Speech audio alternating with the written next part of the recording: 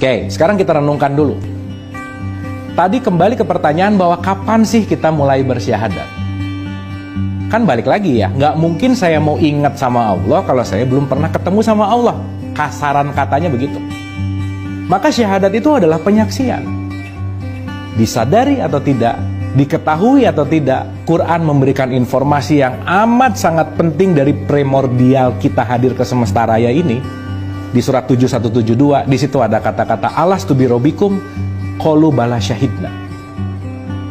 Ini kalau saya teatrikalkan gitu ya. Ini saya mudahkan pakai analogi teatrikal aja supaya ini bisa dimudahkan dan digambarkan. Sekali lagi, ini hanya perumpamaan untuk memudahkan menjelaskan.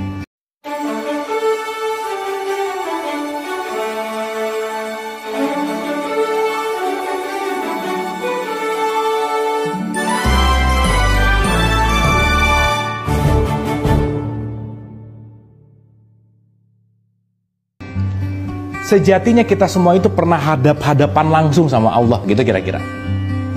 Ya, untuk mudahnya begitu. Kapan? Di rahim ibu kita.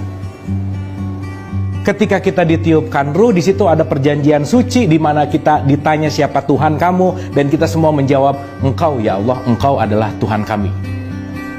Dan di situ kita membuat perjanjian suci yang kita bawa sampai detik ini.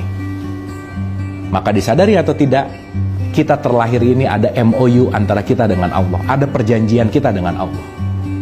Di mana pertanyaan Allah sederhana, siapa Tuhan kamu? Kita semua menjawab, jiwa kita semua menjawab, Engkau Tuhanku ya Allah.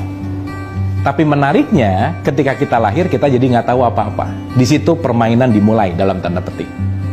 Maka kalau kita tidak menyadari esensi ini, kita nggak sadar bahwa siapapun yang terlahir ke semesta raya ini, dia bersyahadat kepada Allah. Karena semuanya pasti melalui perjanjian suci, pasti melalui MOU, pasti melalui hadap-hadapan langsung dalam tanda petik dengan Allah. Kenapa? Quran memberikan informasi seperti itu, di mana itu terjadi di rahim ibu kita masing-masing. Maka kita tahu ketika ruh ditiupkan, di situ ada perjanjian dulu gitu. Dan nanti kita harus tahu isi perjanjiannya apa.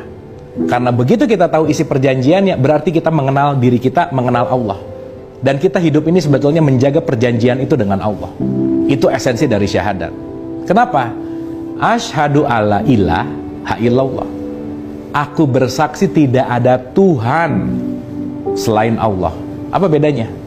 Jadi aku bersaksi tidak ada yang akan mendominasi diriku kecuali Allah. Karena kan Tuhan itu bisa ada dua. Tuhan yang menciptakan kita adalah Allah. Dan Tuhan-Tuhan yang kita ciptakan, mau itu harta, mau itu jabatan, mau itu kepintaran, mau itu ego, itu bisa menjadi Tuhan.